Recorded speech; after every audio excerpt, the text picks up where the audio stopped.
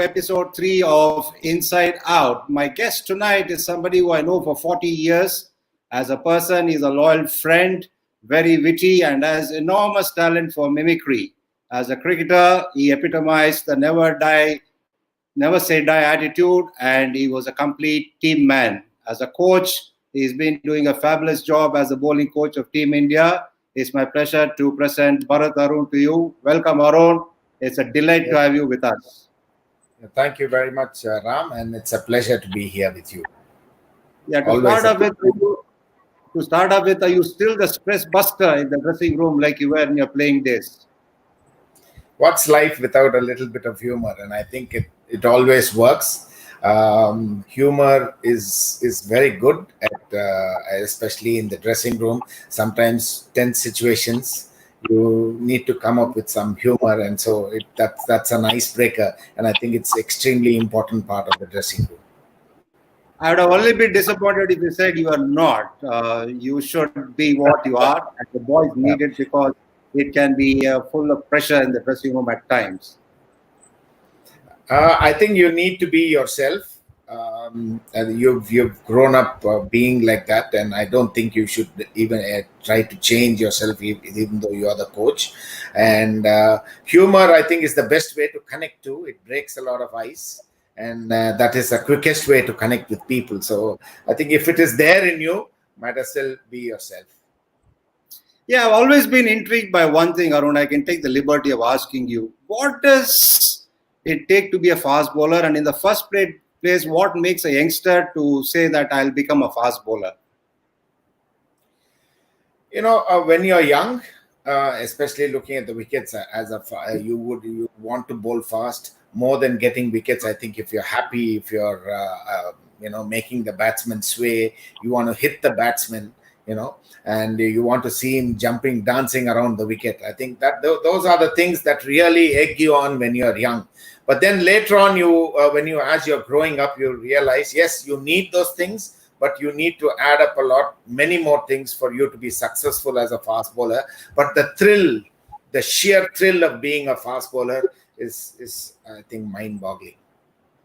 Over the years, a lot has changed because the equipment has got better. There's a lot more science coming into training methods. There's a lot of other aspects from various sports that's come into fast bowling. Now, for example, if you talk about equipment, do you remember the boots that you wore and played on matting pitches? And I'm sure you would also know that we, when we grew up, we went to a man who makes shoes in ICF. Literally blood in your boots at the end of the day's play. You find a few nails pricking you here and there, and then when you take your socks off, there's blood all over the socks. So I think the equipment has come a long way from what it was when we started. Having good pair of shoes then was a luxury. I still remember when I was a youngster, I went up, Bharat Reddy was a test cricketer. I went up to him and I said, I'm an under-19 cricketer and things like that. He wanted my shoe size. And once he got that, next day he sent me a pair of boots which were made in England. It was ultimate luxury for me. And I feel wearing good equipment is a very, very important part of a fast bowler's kit. So it made a sea change in my bowling when I had a good pair of shoes on. Do you now think that the combo of wearing improper footwear and playing on those matting pitches, wearing those shoes, contributed to your knee injury? I remember even T.A. Shaker had knee injuries in his career. Do you think that contributed to the injuries? I think a knee that is designed to last you a lifetime, we have used up in 10 to 12 years. And so that's where the injuries part of came. I would also say the quality of grounds that we played. Not all grounds were all that great. A lot of factors that contributed towards injury. There was no, people told you, your seniors told you, the more you bowl, the better you get. And at the end of the day's play, you should not have any energy to even lift your kit bag. So that's the way you need to work if you are a fast bowler. So we did a lot of things which is in contemporary cricket, which is unthinkable. So very many factors, equipment, you can say equipment, wrong work ethics, the wrong kind of exercises we did, all those things contributed towards the injury. But it was But a great we have lifted our kit bags and ran after the practice sessions were over in one of the camps. I've done it many times. The number of times I've gone around Chepak. If Chepak were a temple, then I said God would have definitely given me a big darshan. So that's and all that we did was slow running rather than a lot of speed work, which is necessary for a fast bowler. So in lighter vein, yes, it did help us a little bit, but I think it did more harm than good for us, the kind of work that we put in.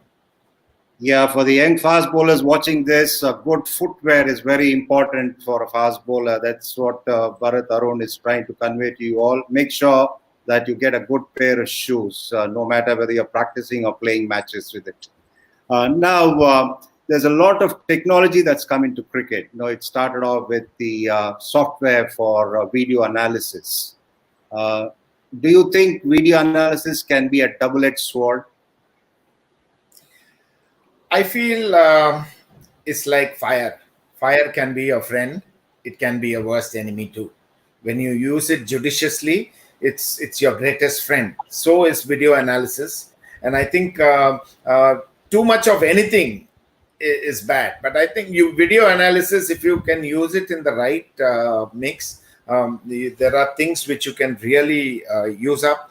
A lot of information and data which you get out of video analysis about it helps you in analyzing batsmen, the opponents, their strengths, their shortcomings. Also, it helps a bowler to understand, gives him a feedback as to what he is bowled at every given point of time, and it gives enormous feedback for anybody to improve. So I think if you can use it like that, you can use it judiciously. It's a great tool, and I would I can easily say that video analysis has been a very, very important tool in my coaching career. Yes, hello to everybody who's watching us live and reading us. Now, the thing is that the GPS trackers that are currently used by the Team India players, how does it help them, and how does it help the coaches? See, when we talk of workload management, we are only looking at the number of hours a batsman has played or number of overs the bowler has bowled. But in essence, a GPS tracker allows you to, it monitor all the movements made on the field. For example, a fast bowler playing a game would be running close to 20 kilometers in a day if he spends the whole day on the field. That is not something that is, you don't note that. You only look at the number of overs he's bowled. Apart from the overs, he's run around the field, he's fielded, he's moved around on the field. So it's equal to running 20 kilometers a day. You don't run 20 kilometers every day. Even a marathon runner wouldn't be running 40 kilometers a day. He would do it on special days. So that way, I think a GPS tracker gives you a lot of data and information which you can process, and it helps us immensely in managing the workloads of all the cricketers. There's a question here by Dr. Praveen Mane. He's asking if training from a young age will help in injury prevention. Yes, I think you need to strike a very fine balance between training and skill work. Depends on what age. You can start training any age. If you go to a professional strength and conditioning expert, he would give you training according to your age and according to the fitness of an individual. I think that is very important. Not just doing any kind of training. Training and skill, I think it's 50-50. You need to they need to complement each other. So if you're going to overwork on the skill and forget your training, that's no good, or the vice versa. So I think there's got to be a perfect balance between training and your skill work. All the scientific studies generally suggest that workload management is important. That is being done of late. Would it have helped, if it was done when you were playing, or how does it help and how does it work out, the workload management in these days as well? It certainly does help a lot. It helps us to understand how much a fast bowler should be bowling, or how much a player should be playing on the field. So obviously what happens is, when you cannot control what happens in a game. In a game, you could be over bowling, you could be bowling a lot more than what you are used to doing. But what you can really monitor is the practice and the training workloads after the game, which you're going to give a player. So if that is going to complement with the game, so after a tough game, every player needs to rest. Rest is active rest. So there's got to be some nice good training, and he's got to have some time away from the skill. So if you can manage that, there's a right balance between rest and your skill work. I think that's when a player can be injury free. That does not guarantee that you will not be injured. Yes, do at some point, especially fast bowlers may get injured, but then it makes you generally injury free and also makes you that much more efficient. You are talking about the quantum of bowling. Some years ago, it was suggested by the system that we followed that a max of 120 balls per week is the ideal way to go about it. Did you find any merit in it? I think these are just guidelines. If you can work around the guidelines depending on the different kind of bowlers and their workloads, I think you should be fine. You cannot, yes, I cannot be very strict and say you bowled 120 balls and then you stop bowling. No. Maybe if I'm working on something, if he needs to bowl that much more today, he needs to do that, or during the week he needs to do that, and then I can give him subsequent periods off, so that he's got the right amount of rest and he's worked enough on his skill. So again, these are all guidelines which you can work around, plus or minus a little bit, does not really matter.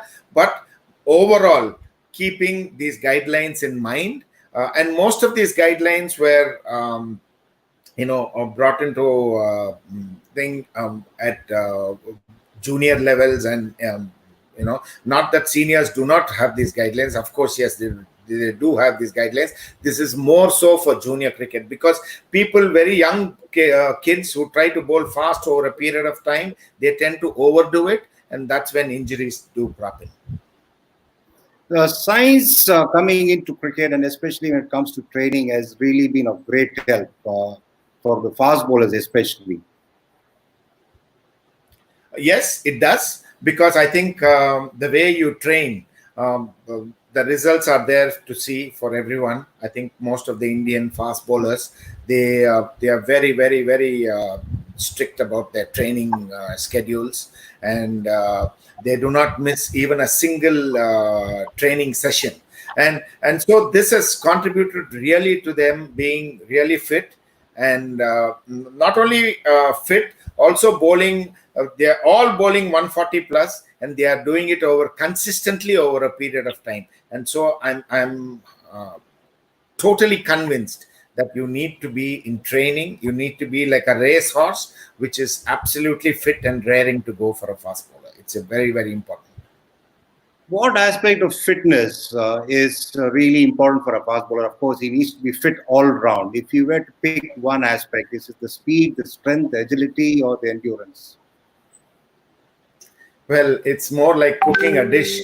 You need so many ingredients, and if you ask me what is most important in that, I cannot miss out on anything. So fitness for a fast bowler comprises all these parameters of fitness. And what I would say is each parameter should complement the other.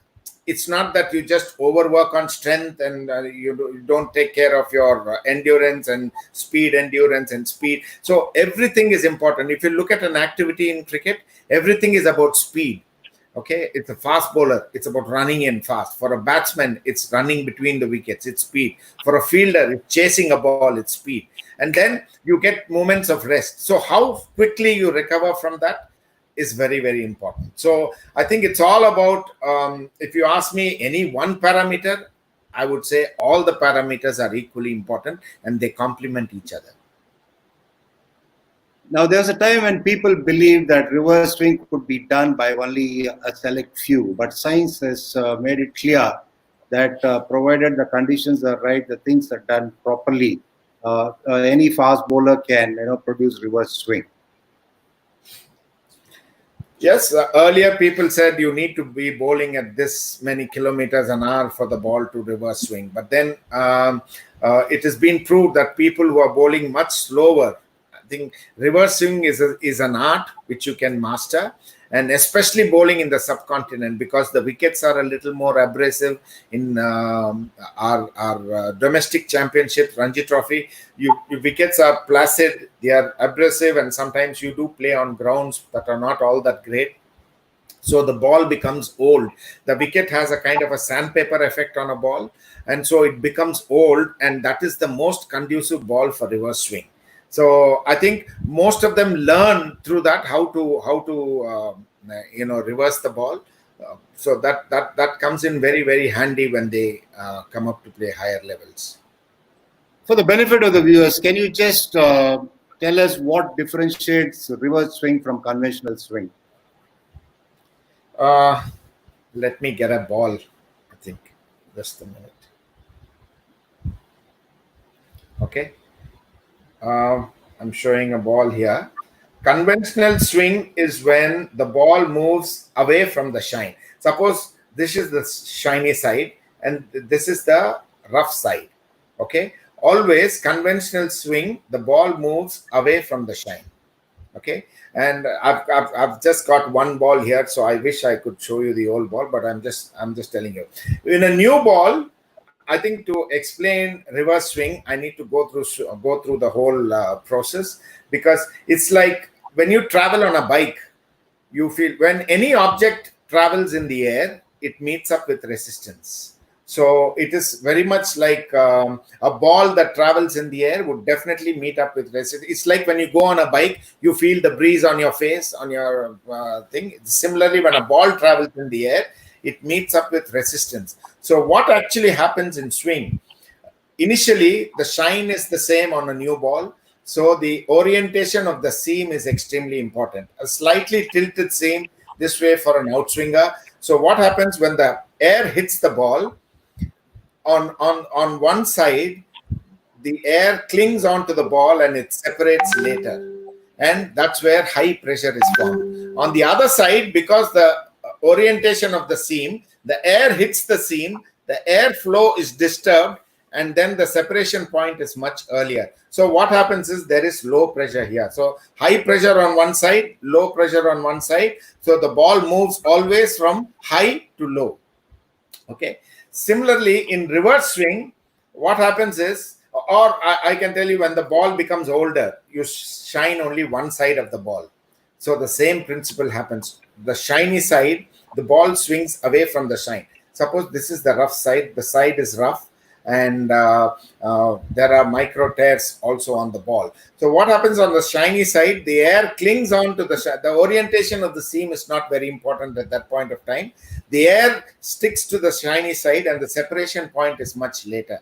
So what happens? There is high pressure here. Because the ball is rough here, the airflow is disturbed, and then the air leaves the ball very early. So the separation point between the ball and the air is much earlier. So there is low pressure on one side. So the ball swings from high pressure to low pressure and it moves away from the shine.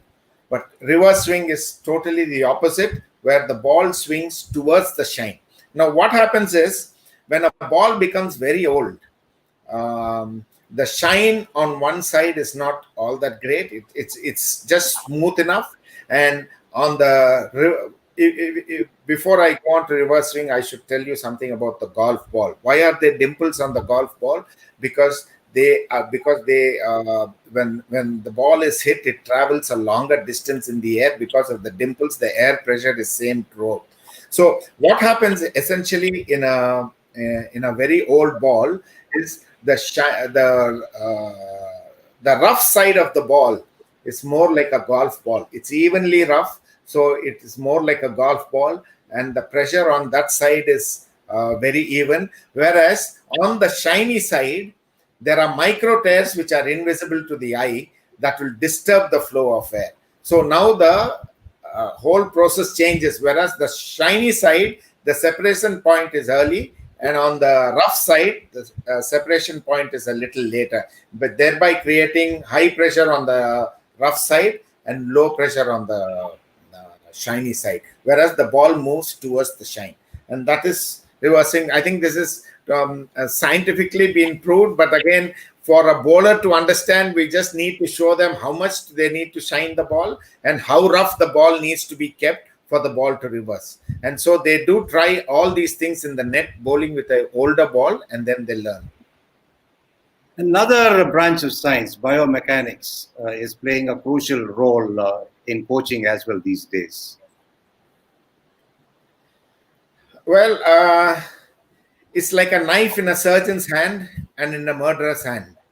Okay, surgeon's hand saves lives, murderer's hand, I don't need to tell you what happens. So biomechanics has been there in the past, is there now, and will exist as much as the sport is there. Biomechanics is nothing but the study of human movement. So, and there are basic principles in biomechanics. It's not rocket science. You don't need to study the whole biomechanics of thing. That's a separate study. But as a cricket coach, you need to understand the basic principles of biomechanics, which will help you to be a better coach. Because biomechanics takes the guesswork out. It gives you the reasons as to why somebody is doing something which is not right and how it can be rectified. So it gives the coach multivarious options as to how it can be done. So why not embrace something that is a very powerful coaching tool? With so much of science coming into cricket and cricket coaching, what about the coaches who are not fond of science? Well, I would say, like I said earlier, biomechanics, it's not really for from a coach's point of view, it's not really going deep into science unless you have a particular interest. But then if you can understand the basic, it's not rocket science, it's pretty simple. It's if you can understand the underlying principles of biomechanics, which I'm sure if a coach, if you want to, let me put it this way, if you want to be a good coach, if you want to be a successful coach, where you want to make a difference in every player you work with, I think you need to equip yourself with all the knowledge that is necessary in order for you to make a difference. Okay, so you can say it's mental, it's tactical knowledge. Yeah, I do agree on all those. But then when you're coaching from grassroots to any player, if they want to make a change, if they want to make an adjustment, I think a coach needs to understand the concept of biomechanics in order. I can vouch for a fact that understanding biomechanics made me a much better coach. So I would definitely say yes, technology is there for us to use. Like the question you asked me earlier, how judiciously you use. You don't talk biomechanics to a player. It is for the coach to understand biomechanics and then talk just cricketing terms to the player, which he would understand. Or sometimes you don't need to speak. You just need to tell them what to do, where to aim, where to bowl, and then that would change things dramatically. There's a question from one of the viewers. What are the challenges that bowlers with an unconventional action face? For example, they've cited Malinga and Bumrah. Do they face more challenges than bowlers with conventional action? They're talking in terms of fitness, injury prevention. Yes, unconventional bowlers, if unconventional bowlers are effective, I wouldn't recommend changing them. But then, like in the case of Bumrah, what has really happened is we knew Bumrah was unconventional, and there's a lot of strain and effort that he would be putting on his body. So one way of offsetting is preparing a player to take the rigors of an unconventional action. So rather than trying to change him, which may not guarantee the bowler performing at his optimum level, you might as well make him stronger physically in all the different parameters of fitness so that he is able to take the rigors of the unconventional action. How would you describe your style of coaching?